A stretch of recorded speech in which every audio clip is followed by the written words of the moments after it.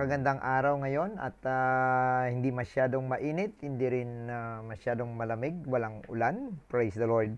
And welcome po sa ating Bible study ngayong gabi at binabati po natin ang lahat ng mga nakakasama po natin, lalong-lalo na po ang mga nasa Facebook live po natin, binabati po natin at sa iba't ibang bahagi po ng mundo ay may mga ilan po tayong nakaka-join, praise the Lord. And sometimes kasama po natin mga taga Hong Kong at maging ang sa Europe, no?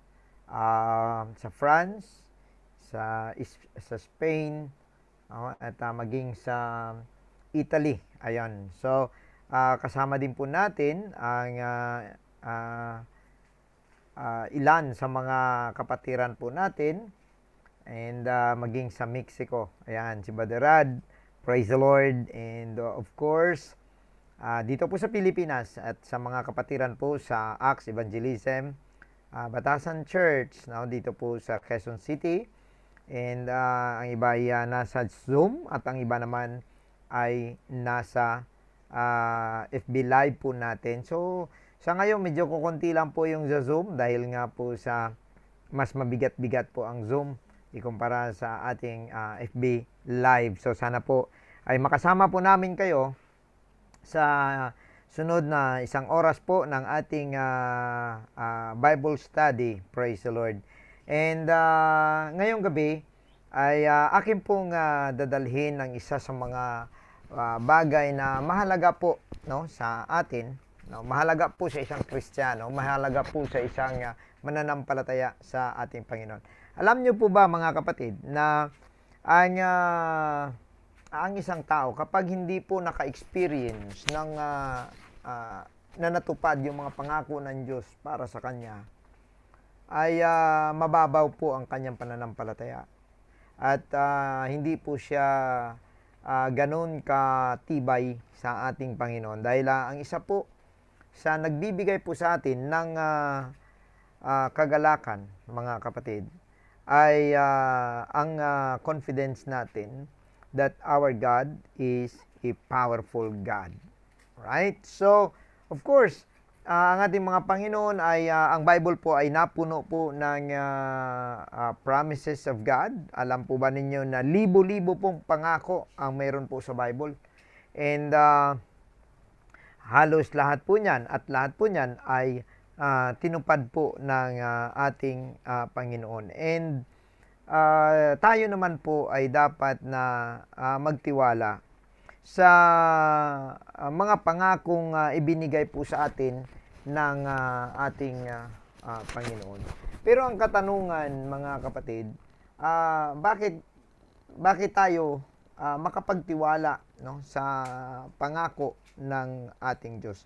At akin pong i-discuss ngayong gabi, why should we trust the promises of God? Marami pong mga tawang nangako at ito po'y sumablay.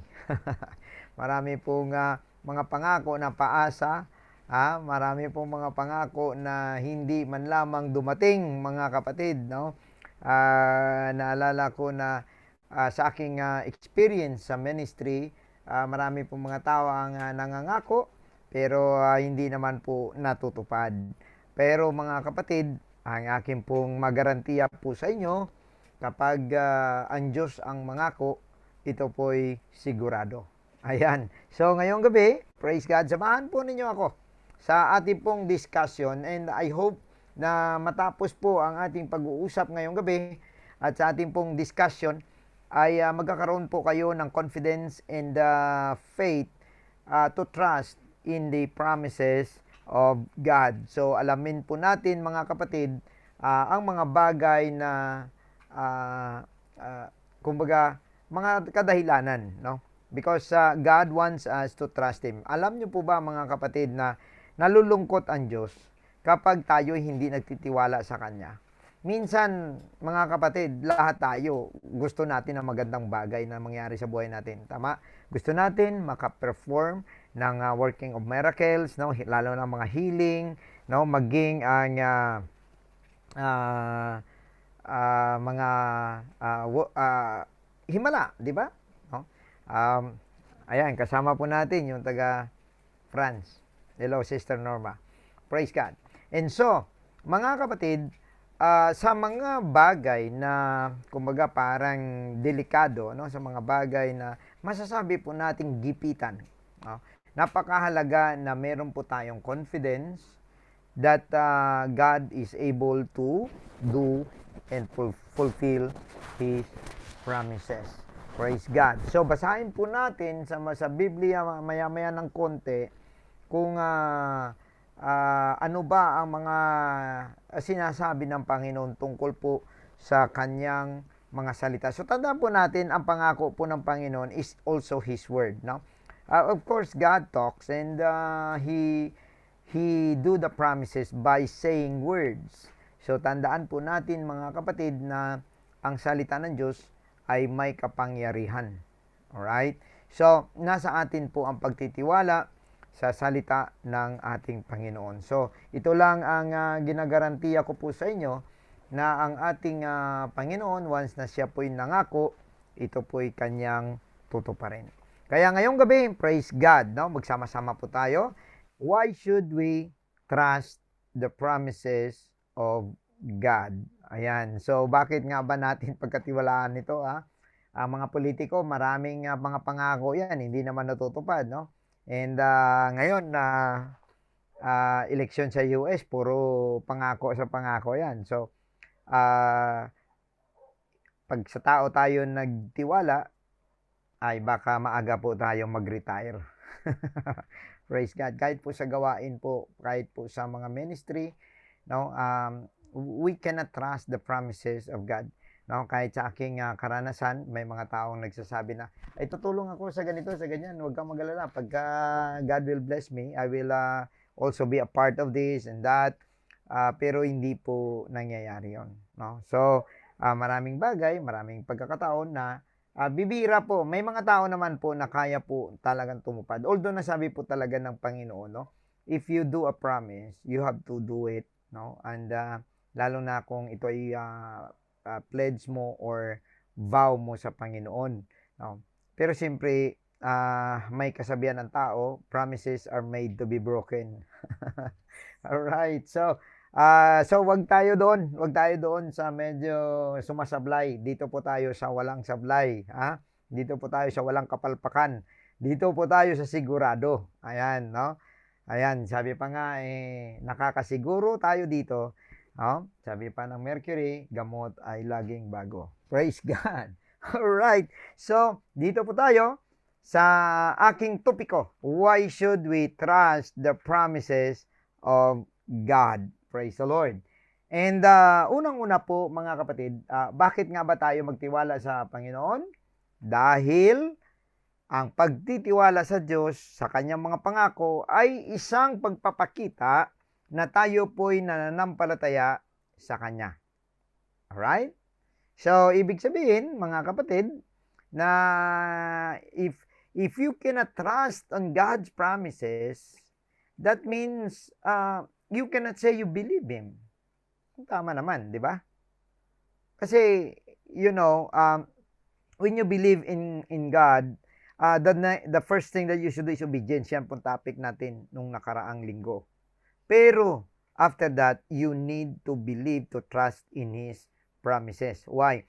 Because God wants to establish your faith.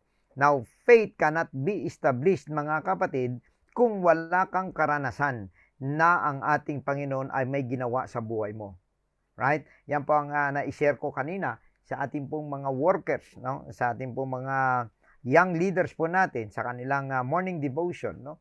5 o'clock in the morning, nagkakaroon sila ng morning devotion.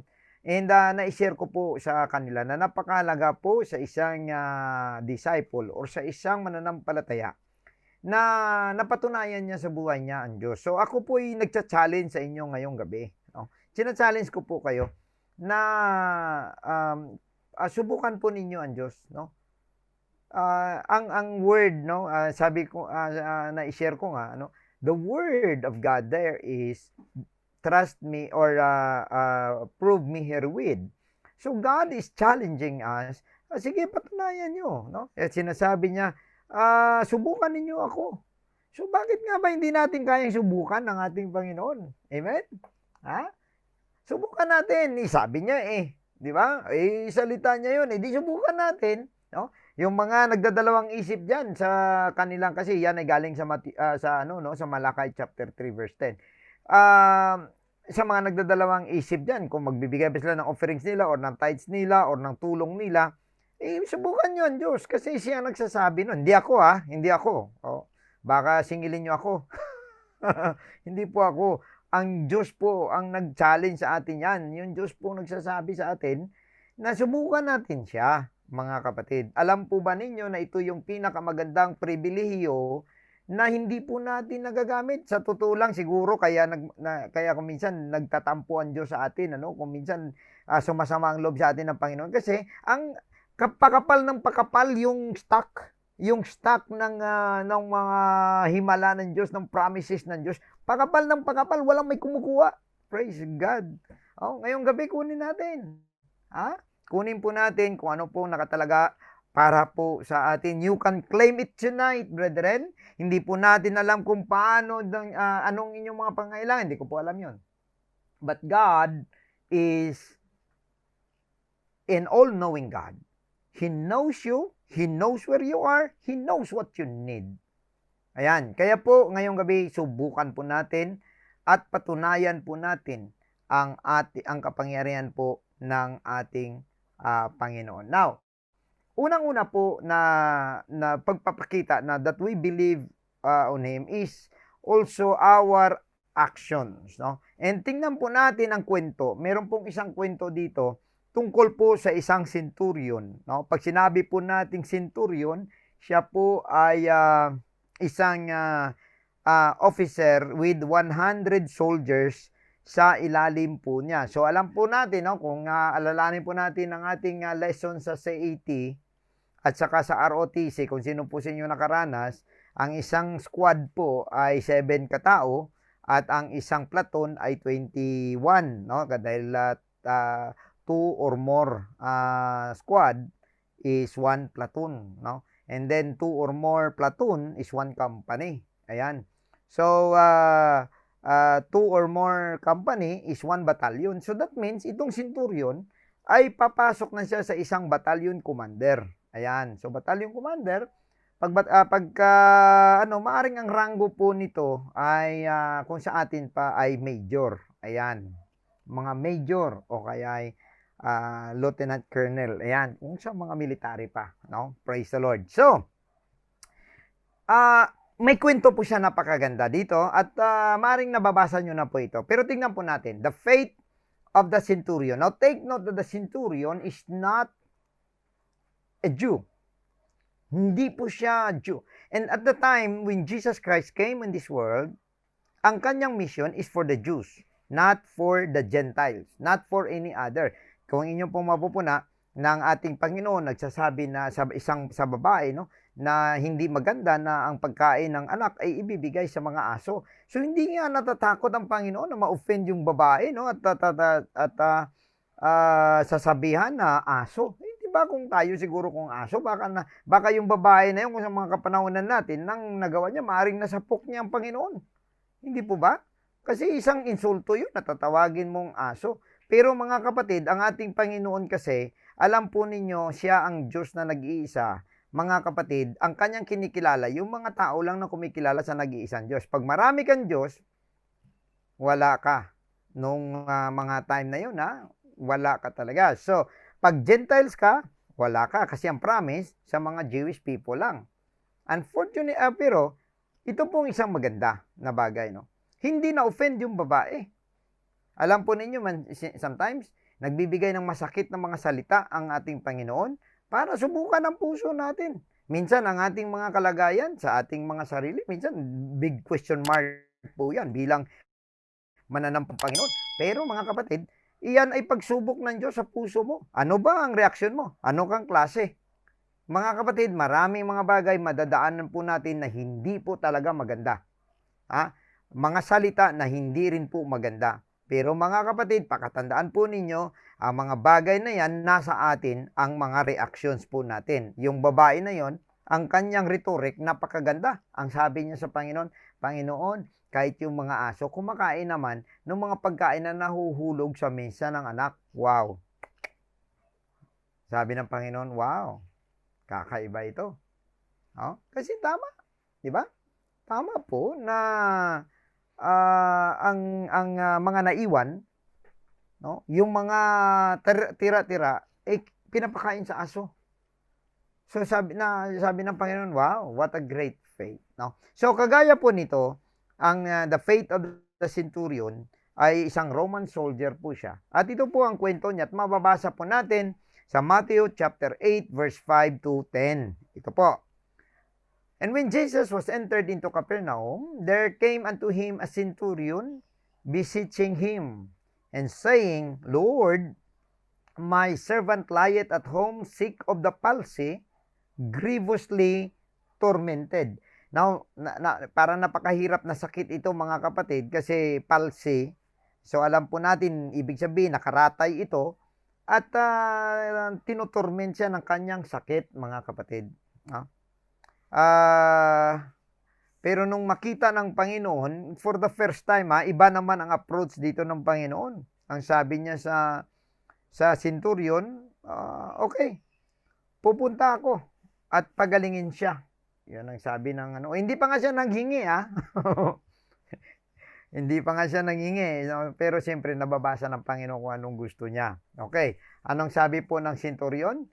He said, Lord, I am not worthy, wow, that thou shouldest come under my roof. Napaka-humble nitong centurion na ito. Sabi niya, Lord, hindi po ako karapat-dapat na pumasok ka sa ilalim ng aking bubungan. Sabi niya, but, sabi niya, speak the word only, and my servant shall be healed. Sabi niya, for I am a man under authority, having soldiers under me, and I say to this man, go, and he goeth. And to another, come, and he cometh. And to my servant, do this, and he doeth it. Praise God. Sabi ng centurion, sabi niya, dahil ako, sundalo ako, may mga tao sa taas, may mga authority sa taas ko, may mga tao sa ilalim ko. Pero ako, magsabi ako sa tao na, go, then, aalis siya. Hahayo siya. At sabi niya, sabihin ko naman sa isa, lapit ka, lalapit siya. Sabihin ko sa aking alagad, gawin mo to, ginagawa niya. Praise the Lord. So yun po ang kanyang paliwanag. Sabi niya, no need, Panginoon, no need. Just say the word. Kaya minsan maalala ko ang kanta I sent my words and heal your disease. Diba? Napakagandang awitin yon. Pinapadala ng Panginoon ng kanyang mga salita. Ngayong gabi, magkakalayo po tayo. Ako po'y naniniwala na ang salita po ng kagalingan ng Panginoon ay magta-travel po more than the speed of light papunta po sa inyo. Praise God. No? If you have faith today and tonight, brethren, you can have it. No? Meron pong mga pangako ang Diyos ngayong gabi. Kung sino man ang may karamdaman dyan, hallelujah, mga kapatid, I don't need to go there. Somebody, hindi mo kailangan. If you have faith, mga kapatid, you don't need actually na kailangan pa ng maraming mga rituals, mga kapatid. Just believe on the power of Jesus Christ. He will send His word. Sasabihin lang ng Panginoon, gagaling ka. Praise the Lord. Kaya nung sinabi yon ng centurion, nabigla ang ating Panginoon. Sabi niya, he marveled and said to them that followed, verily I say to you, unto you, I have not found so great faith. No, not in Israel. Kakaiba ang centurion na ito, mga kapatid. At alam natin sa kwento, pagbalik ng centurion, gumaling po ang kanyang alipin or ang kanyang alagad. At tinanong niya kung anong oras, eksakto, nung mismo nakausap niya ang Panginoon. Praise God. So, ang ating Panginoon, alam niyo po ba mga kapatid, pag-usapan po natin ang pananampalataya, may Of course, marami pong klase ang pananampalataya. Huwag po ninyong sabihin na isa lang po yun. Ang pananampalataya po, pag sinabi po natin pananampalataya, meron pong faith, saving faith kung tawagin. Ibig sabihin, nananampalataya ka na at dahil dyan ay sinusunod mo at susundin mo ang mga plano ng Diyos sa kaligtasan. Okay? So that's saving faith. Meron din pong faith na healing, no? Na kung may sakit ka, pagalingin ka ng Panginoon. That's also faith. Meron din pong faith na iligtas ka ng Panginoon, no? Na naglalakad ka, napaka-delikado, makita ka mga masamang mga tao, at nananampalataya ka sa Panginoon na God will save you. Alright? So, marami pong klaseng pananampalataya ang pwede po nating mamanifest po sa ating mga buhay. But tonight, no, if you have faith that God will do something for you, gagawin niya po yun, mga kapatid. Meron din pong isang pagkakataon sa mga apostles na actually, mga kapatid, ay sila po ay nag-try na pumunta sa laot, and then doon sa laot, wala po sila, buong magdamag po, wala po silang may nakuha. And then, kinabukasan po, naglalakad ang ating Panginoon, nakikita sila, naglilinis sila ng net, na wala pong laman. Praise God. Wala pong laman. Dahil wala po silang may nakuha na isda, mga kapatid. So, alam naman ninyo, pagka-fisherman ka kasi, marami ang pamamaraan, no? At ikaw, alam mo, kung paano at saan ang mga isda. Alam nyo ba yun na ang mga fisherman, meron pala yan silang mga palatandaan na tinitingnan. Alam nila na sa gabing ito, mahirap manguha ng isda. Okay? Alam nila na sa ganitong gabi, maganda manguha ng isda. Alam nila na ang mga palatandaan sa tubig at ang mga, kumbaga yung mga galaw, alam nila yan na may maraming isda dyan, no? Pero that night, sumablay po lahat ng kanilang ideya. No? Wala pong may nakakita ng lugar kung saan ang mga isda. Kaya lumapit po ang ating Panginoon, and kinausap niya sila ni Pedro. Sabi niya kay Pedro, pwede ko bang hiramin yung bangka, no? Iatras mo ng konti ang bangka. So, sumakay po siya sa bangka at umatras siya kasi ang dami mga taong nagsisunuran, no? Sumusunod sa kanya. At nakinig. Nag-Bible study ang Panginoon, na ika nga, nag-preach ang Panginoon, nagpaliwanag po siya sa mga tao, kinausap niya po mga tao tungkol sa salita ng Panginoon. And ito po ang nangyari. Pagkatapos po niyang magsalita, ang sabi po ay Simon, sabi niya kay Simon, launch out into the deep and let down your nets for a drought. Sabi niya, okay, tapos na siya magsalita eh. Alright, sabi niya, ilagay ninyo sa medyo malalim ng konti ang inyong mga bangka at ibaba ninyo ang inyong mga net. Anong sabi ni Pedro? And Simon answering said unto him, Master, we have toiled all the night and have taken nothing. Sabi niya, naku naman, Panginoon. Sabi niya, naghirap na po kami, gumawa na po kami ng lahat ng bagay sa buong gabi. Pumunta na po kami sa malalim, lahat ng ginawa nila ng mga pamamaraan. Pero wala po kaming may nakuha. Pero ito ang marka ng obedience ni Peter. Sabi niya, nevertheless, at thy word, I will let down the net. Di ba? May kanta din yon. I will let down the net. Di ba? No? Nevertheless, sabi niya, at thy word. Dahil sinabi mo, gagawin ko. At alam niyo po ba, mga kapatid, nung ginawa na ni Pedro yon, when he had done this, they enclosed a great multitude of fishes and their net break. Ang kanilang mga net nagkapunit-punit. Wow. Kaya pala walang isda sa gitna, andito pala sa tabi. Kasi ang Panginoon, ang tagapaglikha, mabuti pa ang mga isda na mamagnet sa Panginoon.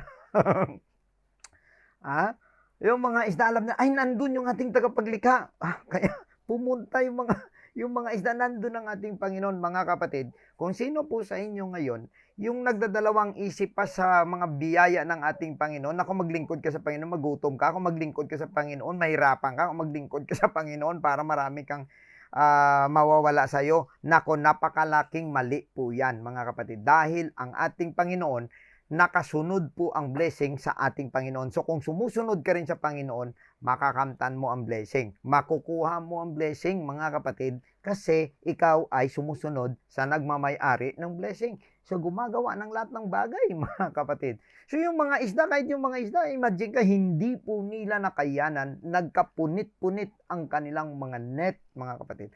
So tingnan po ninyo, if you do your things by yourself, no, without God, without giving time for God, no, hindi ka makikinig sa Panginoon, wala kang time para sa Panginoon, gawin mo na lang kung anong ano mo para kumita ka, para meron kang pera, wala kang may makukuha, wala kang may mapapala, mga kapatid. Bakit? Kasi ang blessing na wala pong Panginoon ay pumupunta po sa bulsang may butas. Ayan. So lagay ka lang ng lagay para ka lang kumukuha ng tubig na ang gamit po ninyo ay basket. Yan. Hindi po tabo, basket. So kahit anong gawin mo, puno man siya sa ilalim, pag akyat mo, wala pong may naiiwan. Ayan. So mga kapatid, ito pong pinapakita kasi gusto ng Panginoon na bigyan sila ng himala. Dito po na-establish ng ang pananampalataya nila ni Peter, ni Andrew at saka ng ilan pa ng mga apostles, mga kapatid. Dahil ang next po nito na kwento, kinabukasan sabi sa kanilang Panginoon, sabi niya, huwag kayong mag-alala from now on. Ayun yung sabi niya, pagkasunod nito, pag meron kayong mga Bible diyan, mabasa ninyo, I will make you fishers of men. And so, alam niyo ba kung anong ginawa nila? Pinag-iwan nila ang mga net nila at sumunod sa ating Panginoon. Praise God. So, ito po ay isang patunay po na ang ating Panginoon, He wants you to experience. He wants you to experience. It is God's, masabi po natin, pleasure na maka-experience po tayo ng mga himala po sa buhay natin. Kaya po ito po ang motivation ni Apostol Pablo. 2 Timothy chapter 1 verse 12, for the which cause I also suffer these things, nevertheless I am not ashamed. Sabi niya, for I know whom I have believed. Kaya kilala ko ang aking sinasampalataya, ang aking pinaniniwalaan, and I am persuaded.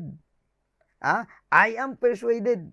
Nakakasiguro ako, sabi niya, that He is able to keep that which I have committed unto Him against that day. So ito pong pinakamaganda na ma-establish po. Why? Apostle Paul had experienced, witnessed all the power of God in his life. So ganun din po, mga kapatid. Sabi niya, kaya nga po, ito yung sinasabi ko, na nag-iimbita po ang ating Panginoon. Nagsa-challenge po siya na sana po ay ma-experience po natin ang mga himala sa buhay natin, mga kapatid. Sometimes may mga tao natatakot sila na magtiwala, na mag-pray, na maring hindi gagaling. Ika nga how would you know if you will not try it? At sabi pa nga, the more you try it, the more you will experience the possibility, and your faith will be established. So yan po ang motivation ni Apostol Pablo, dahil siya, kilala niya ang kanyang sinasampalatayan. So dapat makilala po natin ang Panginoon, hindi lang po dahil sa pangalan niya, kung sino siya, kundi sa kakayahan po niya. Praise the Lord sa buhay po natin. Number 2 po na dahilan why we trust God, the promises of God, because we are confident that He is able to fulfill His promises. No? Dahil confident po tayo, yun pong sinasabi po ni Apostol Pablo, na confident po tayo na gagawin niya talaga kapag sinabi niya. Ito pong sabi niya sa, Ito pong sabi niya sa Hebrews chapter 10 verse 23, let us hold fast the profession of our faith without wavering. Without wavering. Alam niyo po ba kung anong ibig sabihin ng wavering? Yung nagdadalawang isip. Para bang nagpipray tayo na, Lord, pagalingin mo. Pero kaya ba, Lord? Pwede, makaya ba ng Panginoon na pagalingin ito?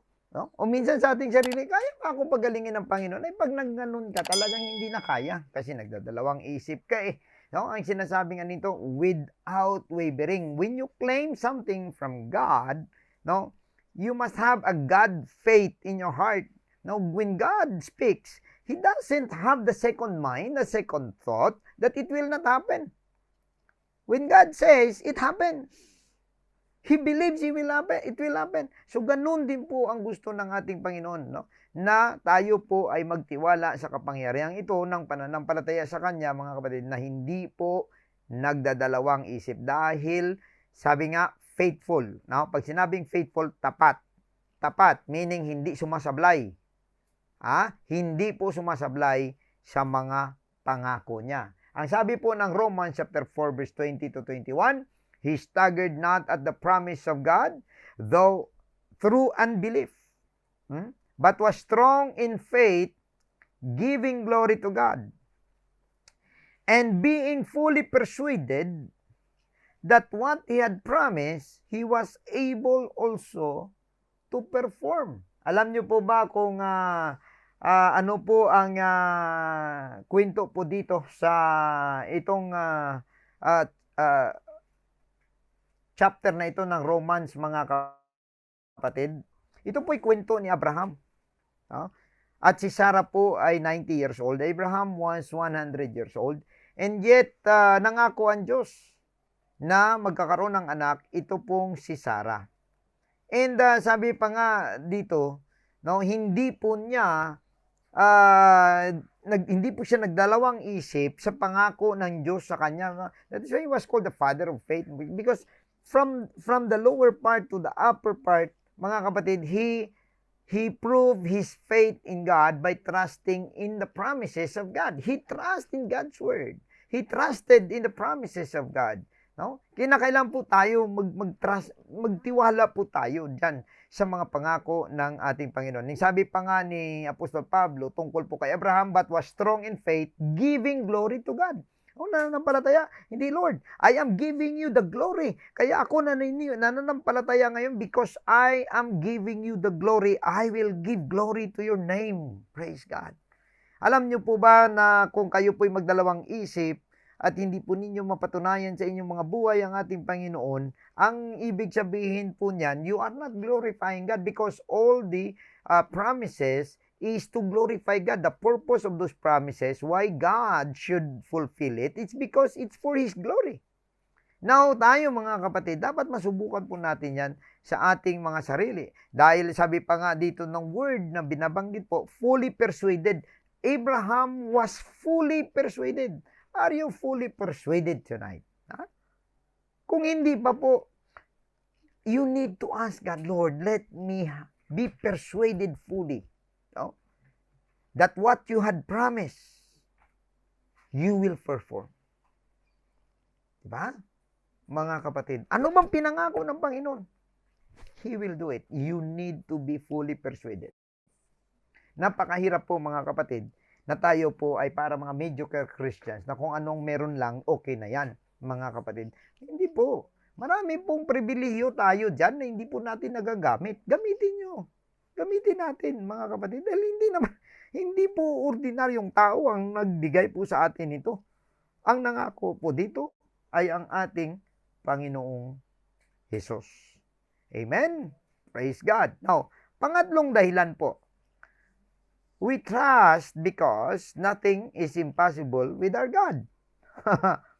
Nagtitiwala tayo kasi wala pong imposible sa ating Diyos. Anong sabi po ng Jeremiah chapter 32 verse 17? Lord God, di ba? Kanta din po ito. Na parang maraming kanta, no? Sa mga pangako ng Panginoon. Thou hast made the heaven and the earth by thy great power. Di ba? So, Lord God, behold, thou hast made the heaven and the earth by thy great power and stretch out arm. And, itong maganda, there is nothing. Praise God. There is nothing too hard for me. Praise God. Hallelujah. Tandaan po natin mga kapatid, na ang sa ating Diyos, wala pong mahirap. Ano ba problema mo ngayong gabi? Pera? Pera. Maraming may problema sa pera. Taas ang kamay. Ano bang problema mo? Sakit? Cancer? High blood? COVID or what? Ano bang sakit? Praise God. Mayroon ka bang problema sa pamilya? Anong problema mo ngayon? Pag-isipan mong maigi. Mas mahirap ba yan kaysa sa mundo? Paggawa ng mundo? Mas mahirap ba yan sa paggawa ng bituin? Ang problema mo? Di ba? Pero ang Panginoon, anong nangyari mga kapatid? He just stretched out His hand and call and speak. And it was done. Let there be. Let there be. Let there be. Ayan, mga kapatid. Hindi na yan kanta. Kasi ang kanta, let it be. Ito na yan, ito ang bagong kanta. Let there be. Let there be. Let there be. Let there be light. And there was light. Let there be trees, and there were trees. Nothing is too hard for God. Alam niyo kung sino nagsalita nito? Si Jeremiah, kasi matindi pong pinagdadaanan ng taong ito na napakahirap po. Kasi ang kanya pong desire para sa gawain ng Panginoon, pero nahirapan po siya mag-produce ng mga bagay, ng mga tao na willing po na sumama po sa kanya at mga tao pong willing tumulong. Pero nagawa ng ating Panginoon. Kaya nung nakuha niya po ito, mga kapatid, sabi niya, Lord God, behold, thou hast made the heaven and the earth. Minsan, itong pagkatandaan ninyo, hindi po basta-basta ang Diyos na pinagkakatiwalaan nyo. He is the maker of heaven and earth. Praise the Lord. Nothing is too hard for thee, sabi ni Jeremiah. Sabi niya po sa 27, behold, I am the Lord, the God of all flesh. Ito naman, siya na mismo nagtanong. Kanina, sabi ni Jeremiah, nothing is too hard for you, Lord. Sabi naman ng Diyos, is there anything too hard for me? Hindi ba challenge ito? Kausap mo ang Diyos, karap mo ang ating Panginoon, tatanungin ka niya ngayon. Is there anything too hard for me? Bakit hindi ka nagsasalita sa akin? Ba't hindi ka nagsasabi sa akin? Wow. Ba't wala kang oras sa akin? Halat na kailangan mo. Meron ako. Bakit hindi ka nagko-communicate sa akin? Marami mga pagkakataon minsan may mga tao na minsan may problema sila, tapos meron naman silang naisip na hingan ng tulong, tapos huli na. Tapos nung napunta sila sa taong hihingan nila ng tulong, sabi ng tao, ay bakit ngayon ka lang? Kung kahapon ka napunta, meron pa sana ako. Di ba? So parang kagaya lang din yan sa Panginoon, mga kapatid. Ang tanong po ngayon, tinatanong po kayo ng Panginoon, is there anything too hard for me? Meron bang mahirap? Meron bang mahirap? Sabihin niyo kung ano yun.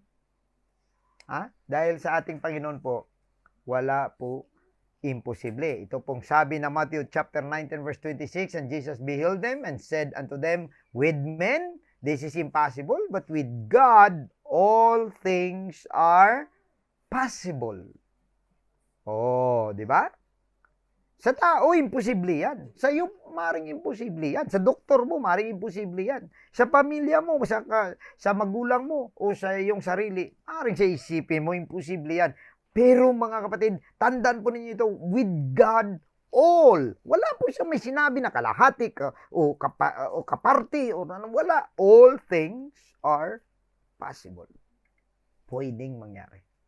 Dahil sabi nga ng Luke chapter 1:37, sabi ng ating Panginoon, for with God, nothing shall be impossible. Nakita niyo po yung dalawang both extreme, mga kapatid.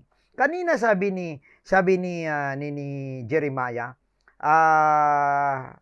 sabi niya, nothing is too hard for you, Lord.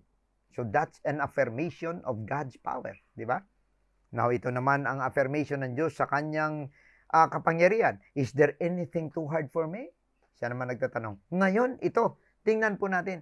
Ang sabi naman ng ating Panginoon, in another extreme, all things are possible. Yan ang sabi ng Panginoon. Yan ang sabi ng Diyos. On the other extreme, sabi naman ng Diyos, nothing shall be impossible. So, whether impossible or possible, mga kapatid, sa Panginoon po, covered po lahat yan, mga kapatid. Yung isang bagay na daw pa, minsan kasi problema din natin, pagka posible lang sa sarili natin, minsan hindi na natin nabibigyan ng honor ng Diyos. Pero tandaan po ninyo ito in both extreme. Now, all things are possible there, and nothing shall be impossible, mga kapatid. Of course, it's all the same thought, mga kapatid. Pero minsan, alam niyo, pagka hindi po tayo nananampalataya, lalo na sa salita po natin pa, may mga consequences. Ang isa po dyan ng mga consequences is, hindi po natin natanggap ang mga biyaya. Okay? So, meron ka pa dapat, bit lang siguro ng anghel. Hindi, kasi mananampalataya siya. Ay, bigla ka nagbago, bigla ka nagdadalawang isip, binawi, binalik sa langit ang delivery, mga kapatid. So, door to door na sana, nandyan na sana sa pinto mo, dala-dala na ng anghel, tapos bigla ka parang hindi naman ako pagalingin ng Panginoon, mukhang nagdadalawang isip ako. Kung mag-worship ka, gusto mo magtanggap ng banal na espiritu, parang iniisip mo, parang hindi naman yata ako makareceive ng Holy Ghost. Andyan na sana binawi na lang kasi ayaw mo Wala ka hindi mo iniisip hindi ka nag-iisip. Kumbaga parang ang nasa isip mo ay nagdadalawang isip ka, mga kapatid, no? Ang ating Panginoon po ay hindi po nagagalak na hindi po tayo nananampalataya. May mga consequences po pag hindi po tayo nananampalataya sa ating Panginoon. Alam po natin napakarami po niya, maaring hindi ka naligtas, maaring hindi ka ngayon magandang buhay mo, di po ba? No? At dapat maayos ang buhay mo. Ngayon hindi dahil of unbelief. Ito po ang consequences. May isi-share po ko sa inyo na kwento din sa Bible, mga kapatid. The consequences of unbelief. This is the story of the priest Zacharias and his wife Elizabeth.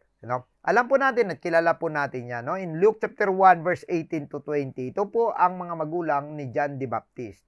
And Zacharias said unto the angel, whereby shall know this? For I am an old man, and my wife will stricken in years. Ito pong kwento na ito is that nagpakita po ang anghel habang nagpe-perform po itong si Zacharias ng kanyang pong duty sa templo, ay nagpakita po ang anghel. At nung nagpakita, sinabihan siya, ang iyong asawa ay manganganak. Mabubuntis ang asawa mo. Sabi naman ni Zacharias, paano mangyari to? Ako'y matanda na.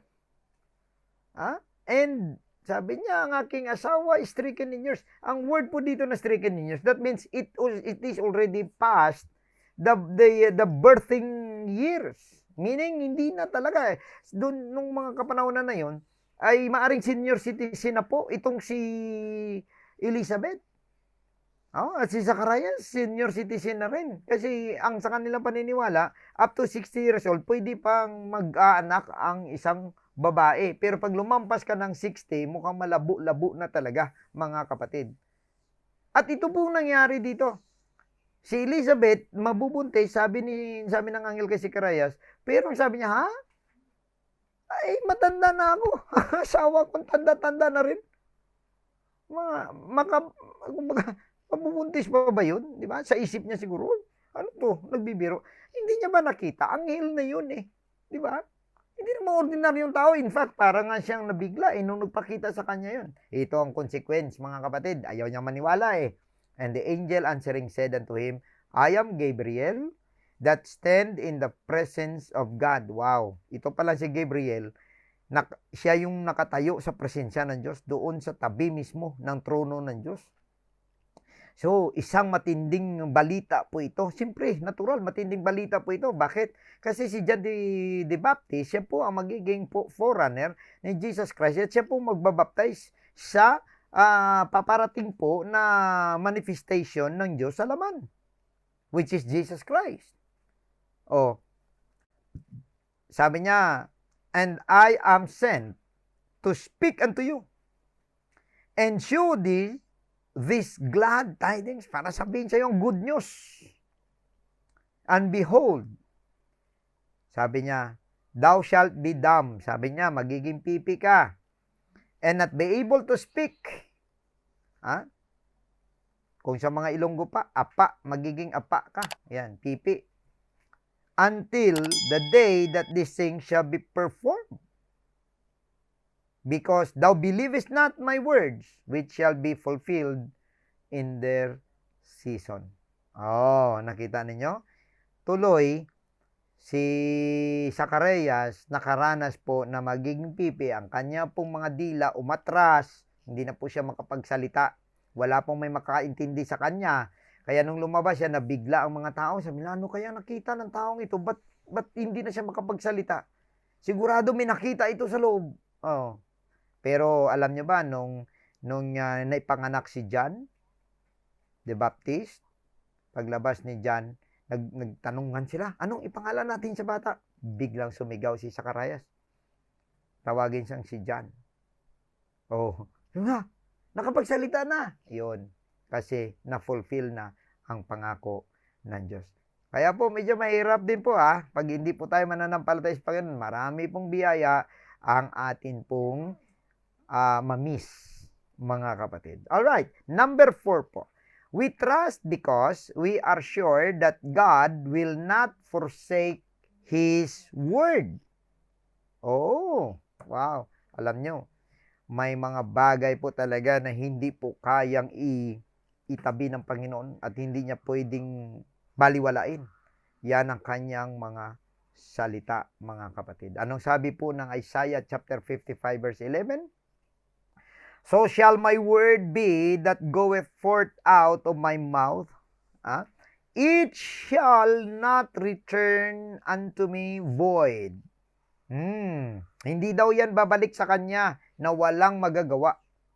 But it shall accomplish that which I please. Oh, sabi niya. At gaganap yan ng mga bagay na aking binabalak at kagustuhan. So makita ninyo mga kapatid, ang Word of God, when it is recorded in the Bible, it comes out from the mouth of God. Kaya nga, and the Word of the Lord says, di ba? Now, the Bible is an inspired Word of God. At sabi niya, may word, sabi niya, na lumalabas, ang salita na lumalabas sa aking mga bibig, hindi ito babalik sa akin, na walang magagawa. At ano pa? Sabi niya, it shall prosper that in the thing whereto I sent it. Prosper. Anong ibig sabihin yan? Maging matagumpay. Kung pinadala ng Diyos yan para sa kagalingan mo, maging matagumpay yan. Praise God. Kung pinadala yan ng Panginoon para sa blessing mo, maging matagumpay ang blessing mo. Kung pinadala ng Panginoon yan na pangako sa iyong negosyo, magpa-prosper yan. Mga kapatid, it will not get out of your place without accomplishing something. Alright? But of course, mga kapatid, alam po natin na meron pong mga prerequisite ang mga blessing po ng ating Panginoon. Isa na dyan, at nauna na dyan, ay ang pananampalataya po natin that we can trust the Word of God. Now, ito pa ang isang katotohanan mga kapatid na hindi po niya kayang talikuran at baliwalay ng kanyang mga salita because God cannot lie. Hindi po kaya at hindi imposible po sa Diyos ang magsinungaling. Okay? Ang tao maraming sinungaling.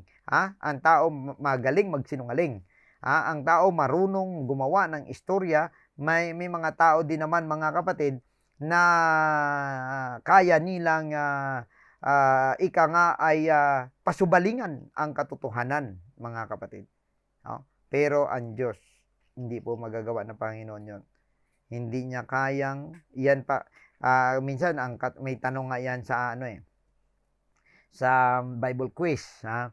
Ano ba ang bagay na imposibleng magawa ng Diyos? Di ba wala? Wala, no? Pero meron ang magsinungaling. Ayan, no? Anong sabi po ng Numbers chapter 23 verse 19? God is not man. Ayan, lagot ang tao. God is not man that he should lie. So ito po yung pagkakaiba. Minsan yung mga tao nagsasabi na, kita mo hindi siya tao, kundi Diyos siya.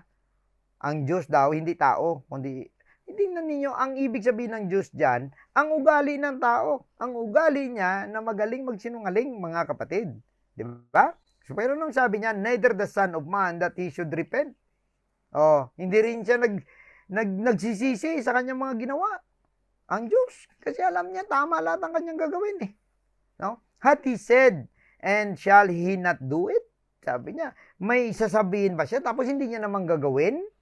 Or hath he spoken, and shall he not make it good? So, may sinalita ba siya na hindi niya gawing mabuti yun? Mga kapatid, wala. Wala po, mga minamahal, na sinabi ang Diyos na hindi niya kayang gawin. Lahat ng kanyang sasabihin, gagawin niya. Tayong mga tao, marami tayong salita, marami tayong chichiburichi, marami tayong mga flower. Ang Diyos, straight to the point. Dahil ang salita ng Diyos, mahalaga sa Kanya. Kaya pwede pinapangatwiranan niya yan. Pinanindigan ng Diyos ang Kanyang mga salita. Kaya mga kapatid, kung ganun katibay ang salita ng Diyos, bakit hindi mo yakapin yan at hawakan mo yan? Hawakan mo na parang isa yung treasure. Hawakan mo siya at i-claim mo yan sa Panginoon. Hindi, Lord, pangako mo ito sa akin. This is your word of promise to me. Wow. Praise God. Alright?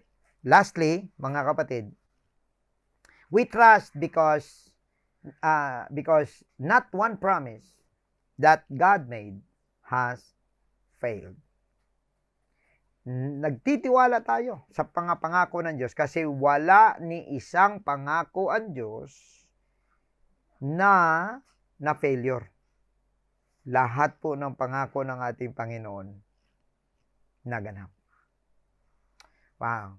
Ngayon gusto ko mag-isip kayo, mga kapatid, kung ano ang mga gusto, ang mga pangako, no, na gusto ninyo mangyari sa buhay ninyo, mga kapatid. Dahil ito po ang sabi ng 1 Kings chapter 8 verse 56 to 57. Blessed be the Lord that hath given rest unto his people Israel, according to all that he promised. Wow. Tayo po ay may pangako ng Diyos. Mapalad ang bansang Israel. Ang ibig sabihin dito, mga tinawag ng Diyos. Kagaya mo, kagaya ko, kagaya natin lahat.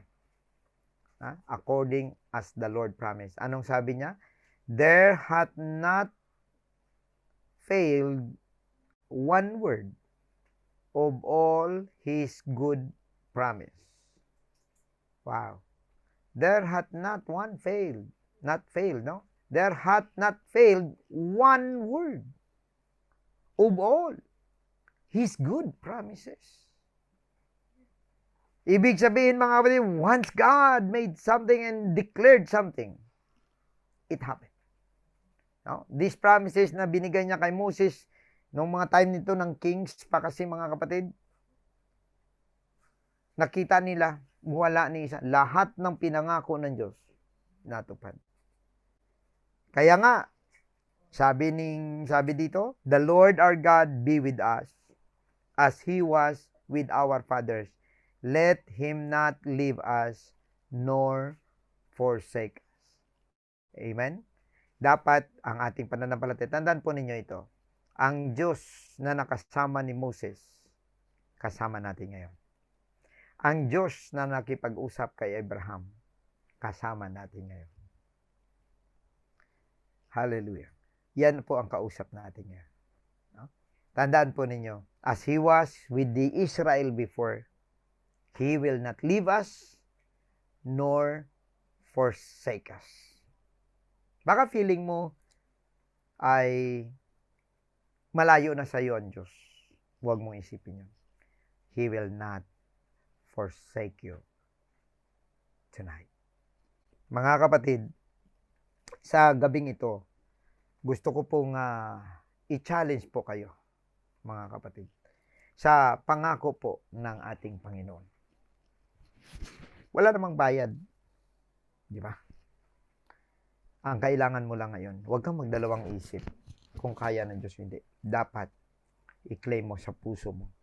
I would like you to cleanse your mind and your heart tonight and put your faith in God's Word. Let us ask God that He will increase our faith tonight. Kung meron man tayong mga problema ngayon, masolusyonan yan. Pagising mo sa umaga, masosolusyonan yan. Hallelujah. Tandaan ninyo mga kapatid, ang Diyos natin is the maker of heaven and earth. Ang problema mo, wala pa sa kalingkingan. Wala pa sa kalingkingan ng kapangyarihan ng Diyos. Praise God. Nasa atin, if we want to claim the promises of God. Hallelujah. There is a song, Standing on the Promises of God. Tayuan mo. God said, prove me. Prove me. Try me. In other words, God said, try me. So ngayon, hindi ko alam kung anong yung kahilingan nyo sa Panginoon. Pero subukan natin ang ating Panginoon ngayong gabi. Praise God. Are you ready? Ready ba kayo ngayong gabi? Hallelujah. Ready ba kayo na mag-claim ng slot of promises ng ating Panginoon sa inyong mga buhay? Praise the Lord.